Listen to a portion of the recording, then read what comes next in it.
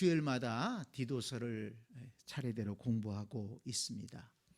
1장 1절부터 3절까지는 바울이 자기소개와 함께 자신이 사도로 부르심을 받은 이유를 알려주고 있죠.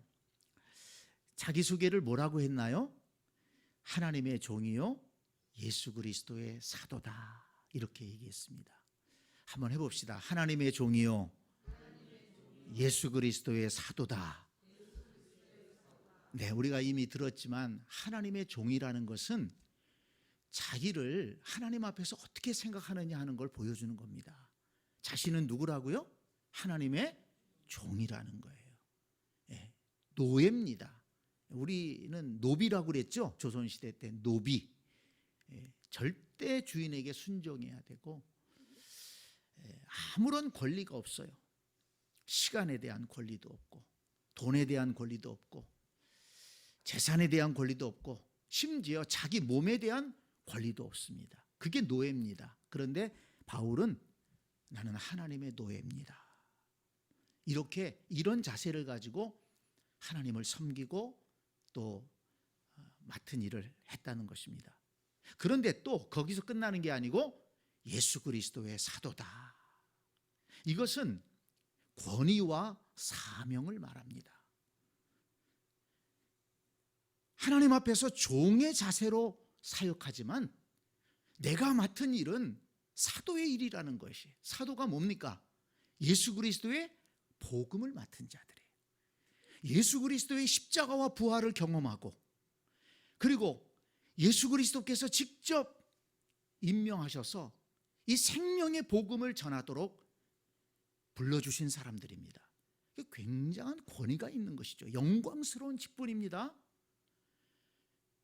그러니까 이 바울은 종의 자세를 가지고 하나님을 섬겼지만 그러나 세상을 향해서는 사도의 권위를 가지고 사도의 자부심을 가지고 당당하게 나섰다는 것입니다.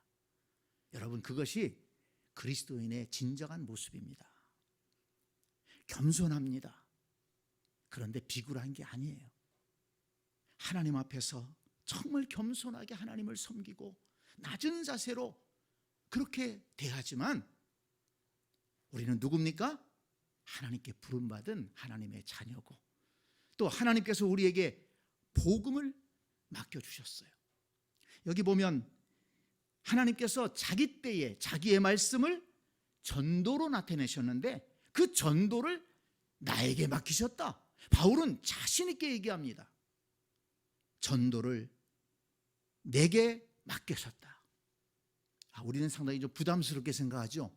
근데 바울은 이 전도를 내게 맡기셨다. 왜 그렇게 자랑스럽게 얘기했습니까? 이 전도가 생명을 살리는 일이고 영광스러운 주의 복음을 전하는 일이기 때문에 바울은 그렇게 자신감 있게 자부심을 가지고 얘기했다는 것입니다. 그 복음이 어떤 복음입니까?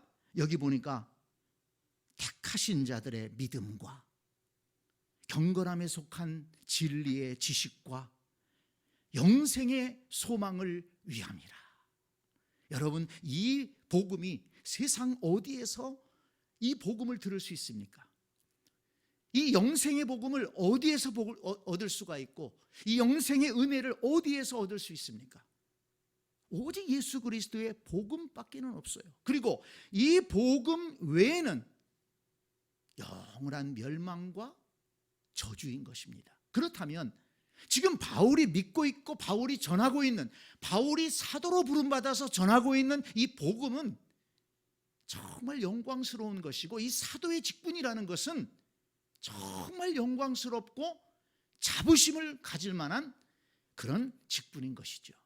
그래서 사도 바울은 나는 하나님의 종입니다. 겸손한 자세로 섬기면서도 내가 생명의 복음, 영생의 복음을 전하는 사람입니다. 사도로서의 자부심과 권위를 가지고 사람들 앞에 나섰다는 것입니다. 여러분, 이것이 그리스도인들의 자세입니다. 우리가 늘 겸손하지만 겸손을 비굴로 생각하면 안 됩니다. 우리 안에는 이 복음에 대한 확신이 있고 하나님의 자녀가 되었다라고 하는 기쁨이 있고 영생의 복음을 전한다라고 하는 자부심을 가지고 당당하게 나서야 되는 것입니다. 보세요, 여러분. 초대교회 그 순교자들이 무슨 힘이 있습니까? 로마 군인들에게 잡혀서 그 콜로세움 거기에 죽으러 들어가는 거예요. 온 가족들이 함께 그 사형장으로 들어갑니다. 정말 힘이 없고 가진 게 없고 정말 어떻게 보면 세상적으로 보면 불쌍하고 그렇게 보이지 않습니까? 그런데 성도들은 그 자리에 들어가면서 절대 비굴하게 들어가지 않았다는 것이에요. 오히려 하나님을 찬양하면서. 어떻게 그럴 수 있습니까? 그들 속에 복음이 있었기 때문입니다. 영생의 소망이 있었기 때문입니다. 그들은 그것을 실제적으로 느꼈어요. 그 영생이라는 것을 그냥 이념적으로 느낀 것이 아니고 실제적으로 느끼고 있었어요. 내가 지금 순교할지라도, 여기서 죽을지라도 하나님 나라에서 다시 깨어난다. 나는 하나님 나라에서 영원히 지극히 복된 삶을 살 것이다. 그 하나님의 말씀에 대한 확신이 정말 살아있었어요. 살아있었어요. 여러분, 우리가 이 성경을 읽으면서 이런 모습들을 우리가 배울 수 있어야 되겠습니다.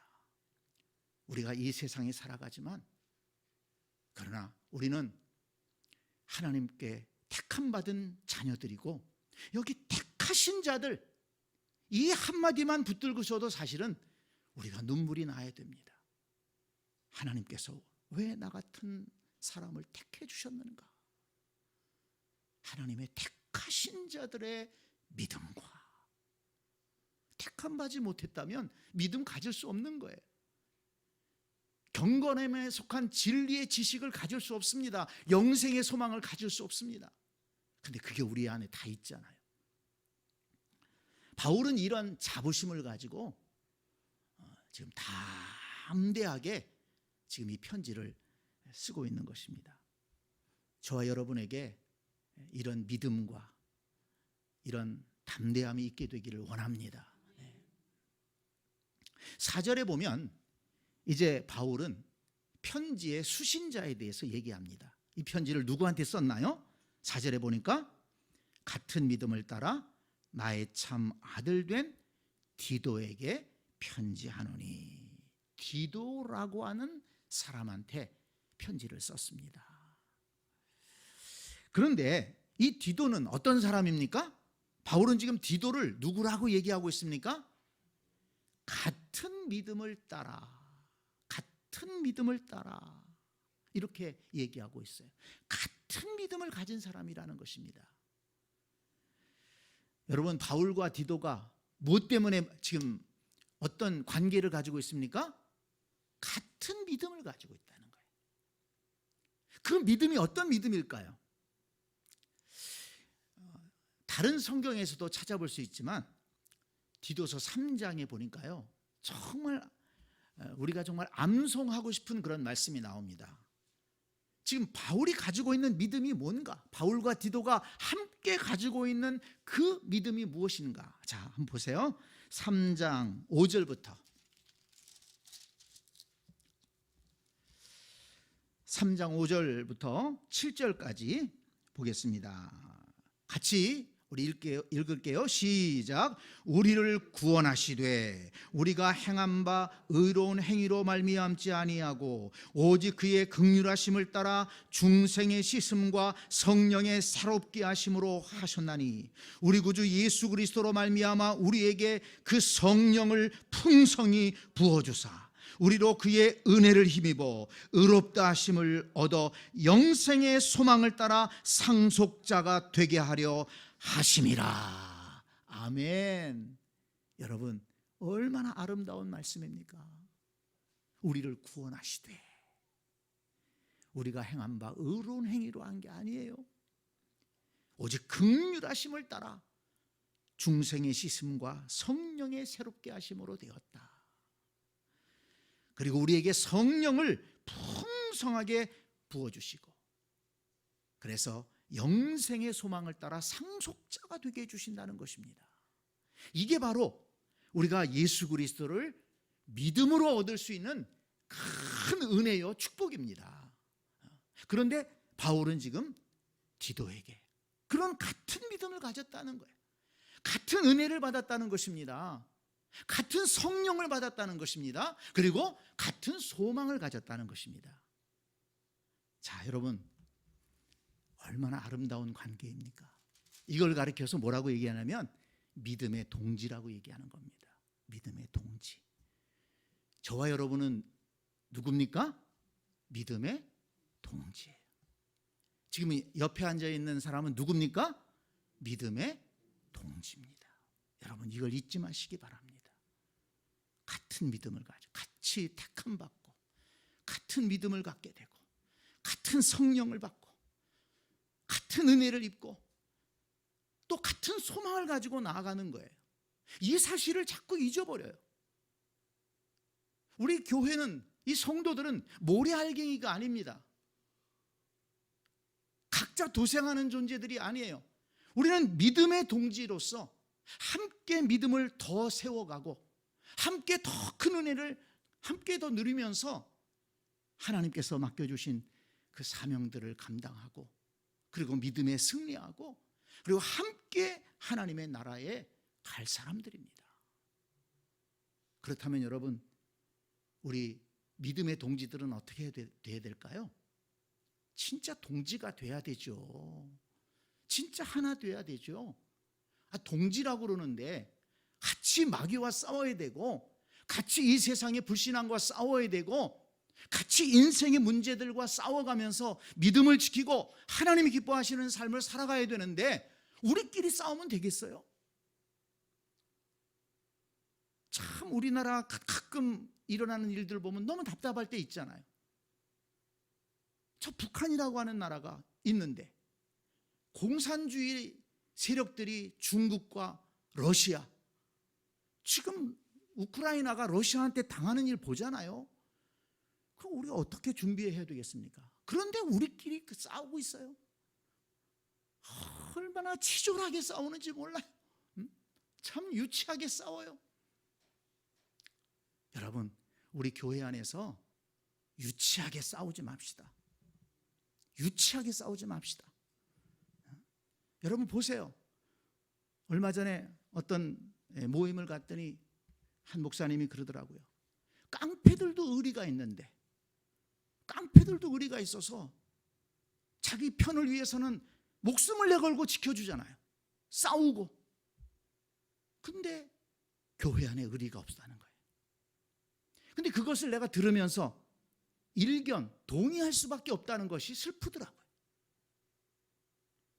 여러분, 한국 교회를 보세요. 얼마나 교파가 많습니까?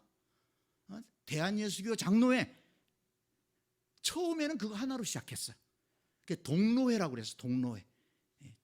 처음에 대한예수교 장로회 하나로 시작했어요. 그러다가 예장으로, 기장으로 갈라졌습니다. 여러분, 예장이 기장이 뭔 줄 아세요? 이건 예수교 장로회, 기독교 장로예요. 그러면 누구와 누구가 갈라진 거예요? 예수와 그리스도가 갈라진 거예요. 웃기는 일 아니에요? 한번 생각해 보세요. 그러다가 또 합동 측, 통합 측이 갈라졌어요. 합동은 뭐고 통합은 뭡니까? 한번 가만히 생각해 보세요. 웃기는 일이에요. 그런데 이 합동 하나 되자는 게 합동 아닙니까? 거기에서 지금 갈라진 교단이 수백 개는 될걸요? 통합에서 갈라진 교단도 수도 없이 많아요. 뭡니까 도대체가? 부끄러운 줄 알아야 돼요. 근데 그게 우리 한국교회 전체에만 있습니까? 교단이 그렇기 때문에 교회 안에도 그런 물이 들어오는 거예요. 그대로 들어왔습니다. 근데 뭐 때문에 싸우느냐? 정말 무슨 뭐 교리를 가지고 뭐 이렇게 싸웁니까? 가만히 들여다보세요. 아닙니다. 대부분 이권 가지고 싸우고 자리 다툼하며 싸우고 그러니까 참 부끄러워요. 하나 되자고 설교해 놓고 그 자리에서 싸우고 갈라지고 이런 일들이 많이 일어났습니다. 제가 이런 걸 말씀드린 이유는 뭐냐면 현실을 보고 우리는 그렇게 하지 말자는 것입니다. 우리는 유치한 것 가지고 싸우지 말자. 우리는 뭐라고요? 믿음의 동지인 거예요. 믿음의 동지. 그리고 하고 많은 교회 중에서 새샘교회로 만나게 하시고 함께 신앙생활하고 친척들보다 더 많이 만나고 어느 가족들보다 더 많이 만나고 같이 더 많이 밥 먹고 더 많이 시간을 보내고 그런 관계 아닙니까? 그렇다면 우리 새샘교회는 정말 동지적인 관계를 가지고 그렇게 하나 되고 그렇게 뭉쳐서 하나님이 기뻐하시는 그런 신앙생활을 해야 될 줄로 믿습니다. 여러분 우리 잊지 맙시다. 저와 여러분은 어떤 관계라고요? 믿음의 동지다. 믿음의 동지다. 믿음의 이걸 잊지 마세요. 이 전쟁터에 나갔는데 우리끼리 싸우면 지는 거예요. 너도 죽고 나도 죽는 거예요. 함께 힘을 모아야 됩니다. 유치한 것 가지고 싸우지 말고 힘을 합쳐서 우리는 누구와 싸워야 됩니까? 마귀와 싸워야 돼. 불신앙과 싸워야 돼. 죄와 싸워야 돼. 우리가 싸워야 될 것은 그것밖에 없어요. 우리 성도들 간에는 서로 용서하고 용납하고 덮어주고 붙들어주고 이제 앞으로도 나옵니다마는 그게 우리가 해야 될 일이지 절대로 우리 안에서 분열이 있거나 다툼이 있어서는 안 된다. 왜? 우리는 믿음의 동지이기 때문에 함께 하나님의 나라를 세워가고 함께 죄와 싸우고 함께 불신앙과 싸우면서 우리의 믿음을 지키고 또 하나님이 기뻐하시는 삶을 살아가야 되는 존재이기 때문에 그렇습니다. 자, 그런데 그 다음에 보니까 바울은 뭐라고 그래요? 같은 믿음을 따라 나의 참 아들 된 디도라고 부릅니다. 나의 참 아들이다. 여러분 이 말씀을 읽으면 참 따뜻함을 느낄 수 있지 않습니까? 이 바울은 굉장히 냉철한 사람이에요. 학자고 또 성격도 상당히 칼칼합니다. 그런데 이 바울 서신을 읽다 보면 그의 마음이 굉장히 따뜻한 것을 느낄 수가 있어요. 지금 디도를 생각할 때 디도는 자기가 전도에서 예수 믿은 사람이에요. 자기 제자입니다. 나이도 한참 어립니다. 그런데 나의 참 아들이다. 이렇게 얘기하고 있어요. 그러니까 바울은 디도를 생각할 때 아들처럼 생각했다는 거예요. 아들처럼 사랑하고. 여러분 아들 사랑하잖아요. 아들을 위해서 못 해줄 게 뭐 있어요? 아들을 위해서 못 해줄 게 뭐 있어요? 근데 정말 바울은 디모데도 그렇고 디도도 그렇고 그 젊은 청년들, 청년 사역자들을 향해서 아들이다. 정말 아들처럼 생각했던 거예요. 그렇다면 또 반대로 생각해 보면 이 디도는 바울을 어떻게 생각했습니까? 아버지처럼 생각했어요. 아버지처럼 그렇게 가깝게 지내고 또 순종하고 협력하려고 했습니다. 이런 관계 속에서 바울은 그 동역자의 관계를 이어갔다는 것입니다. 믿음의 동지면서 동시에 이렇게 사랑의 관계로 뭉쳐있다는 걸 볼 수가 있어요. 믿음으로만 뭉쳐있는 것이 아니고 사랑의 관계로 엮여져 있다는 것입니다.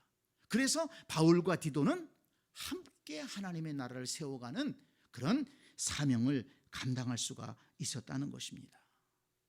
여러분 우리 교회 안에서 우리가 한 가족이라고 얘기를 하잖아요. 우리 새샘 가족, 믿음 안의 한 가족, 예수 그리스도의 피로 하나 된 가족. 우리 이런 말 많이 쓰잖아요. 씁니까? 안 씁니까? 쓰죠. 그 말에 부끄럽지 않게 우리 살아갑시다. 부끄럽지 않게. 새샘 가족이라고 그러면 그 가족 어떻게 해야 돼요? 아니 집에서 가족들 어떻게 해요? 예수 그리스도의 피로 하나 되는 가족이다. 우리가 기도할 때는 그렇게 말하고 설교할 때는 그렇게 말하고 실제로 생활하는 것은 그렇지 못하다면 그건 부끄러운 일 아니겠습니까? 정말 이 바울이 이 말씀을 통해서 우리에게 보여주는 것은 이론적인 것이 아니에요. 실제적인 삶을 보여주고 있습니다. 왜 그렇습니까? 하나님은 성경을 통해서 우리에게 올바로 살아가는, 믿음으로 살아가는 그런 삶을 보여주고 있는 것입니다. 그래서 이제 앞으로 이제 디도서를 보게 되면 바른 교훈이라는 말씀이 반복되어 나옵니다. 바른 교훈, 바른 교리가 아니에요. 교리도 많이 나옵니다. 디도서에는 교리도 많이 나오지만 바른 교훈을 강조하고 있어요. 그래서 바른 교리를 믿는 것과 함께 바른 교훈, 바른 삶이 있어야 되는데, 그것은 이 바울처럼 이렇게 한 교회 안에서 또 동역자가 사랑의 관계로 묶여져서 함께 주님의 일을 감당한다는 것, 얼마나 아름다운 일인지 모릅니다. 바울은 그런 마음으로, 믿음의 동지로, 그리고 또한 사랑의 관계로 그렇게 한 마음이 돼서 일했다는 걸 알 수가 있습니다. 그러면서 보세요. 바울은 지금 뭘 합니까? 하나님 아버지와 그리스도 예수 우리 구주로부터 은혜와 평강이 내게 있을지어다. 지금 디도를 향해서 뭘 하고 있습니까? 축복하고 있는 거예요. 축복을 했습니다. 편지하노니, 그러면서 축복하는 거예요. 은혜라는 것은 뭡니까? 받을 자격이 없는데 받은 것이 은혜죠. 그러니까 이 바울의 마음속에는 이 디도가 하나님의 은혜를 계속해서 받기를 원했던 거예요. 그리고 평강이라는 것은 그 은혜를 받은 것을 힘입어서 복되게 살아가는 것입니다. 그래서 이 바울은 늘 은혜와 평강을 강조하면서 그렇게 누구를 위해 축복할 때 그렇게 축복하지 않습니까? 여러분, 저와 여러분도 항상 은혜와 평강을 서로 빌어주는, 그렇게 축복하는 관계가 되어야 될 줄 믿습니다. 우리 모두가 다 은혜와 평강이 필요하지 않습니까? 은혜와 평강이 필요하지 않은 사람이 누가 있습니까? 그러니까 여러분들도 저를 위해서 안 목사님, 하나님의 은혜와 평강을 누리게 하여 주옵소서 기도해 주시고, 저도 여러분들을 위해서 우리 새샘교회 모든 성도님들 은혜와 평강을 누리게 하여 주옵소서. 우리 자녀들 인생을 살아가는데 정말 하나님 은혜가 필요합니다. 하나님이 주시는 평강이 필요합니다. 은혜와 평강을 주시옵소서. 이렇게 은혜와 평강을 빌어주는 그런 관계가 될 수 있다면 얼마나 좋은 관계겠습니까? 하나님께서 우리가 그렇게 은혜와 평강을 빌고 축복한다면 하나님 기뻐하실 겁니다. 그리고 우리의 입에서 나오는 말대로 응답해 주실 줄 믿습니다. 민수기의 말씀처럼 너희들이 말한 그대로 내가 응답할 것이다. 이스라엘 백성들 원망, 짜증, 불평 그러다가 광야에서 다 망했잖아요. 그런데 우리는 이렇게 서로가 동지의식을 가지고, 좀 연세 있으신 분들은 나이 어린 사람들을 자기 딸처럼 동생처럼 여겨주고, 또 좀 나이 어린 분들은 또 나이 드신 분들을 정말 어머니처럼 이렇게 해가면서 사랑으로 하나 되어서 신앙생활하고, 그러면서 또 서로 이렇게 은혜와 평강을 빌어주고 이런다면 하나님이 얼마나 기뻐하시겠습니까? 하나님의 귀에 그 소리가 아름답게 들려서 하나님께서 야, 너희들 참 멋있게 신앙생활한다. 하나님께서 우리 새샘교회를 보실 때 그렇게 귀하게 보시고, 이 새샘교회 성도들한테는 복을 줘야 되겠다. 그렇게 하지 않으시겠어요? 여러분, 이 아름다운 이 복된 소식이 바로 우리에게 있는 것입니다. 바로 말씀이 우리에게 이걸 가르쳐주고 있는 것입니다.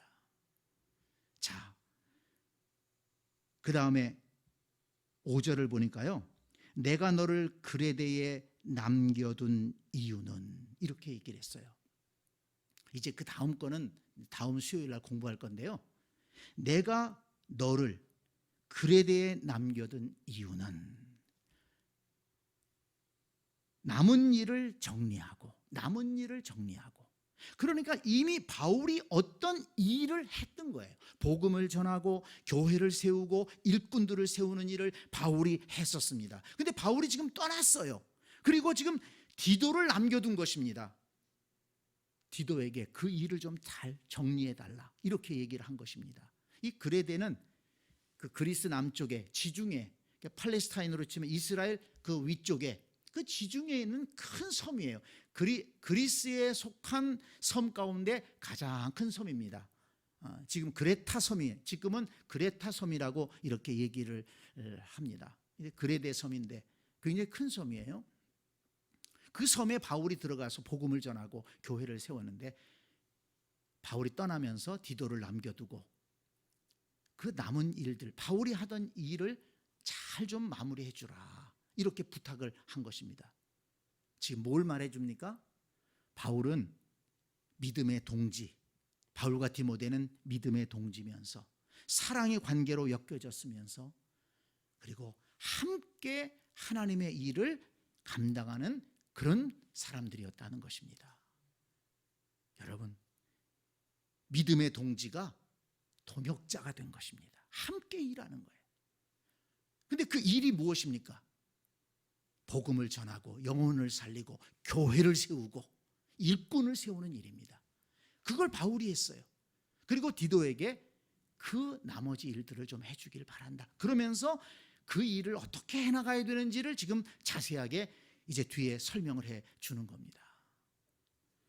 여러분, 여기서 우리가 이 4절 5절 말씀에서 우리가 신앙생활 해 나가야 될 방향을 붙잡을 수 있지 않습니까?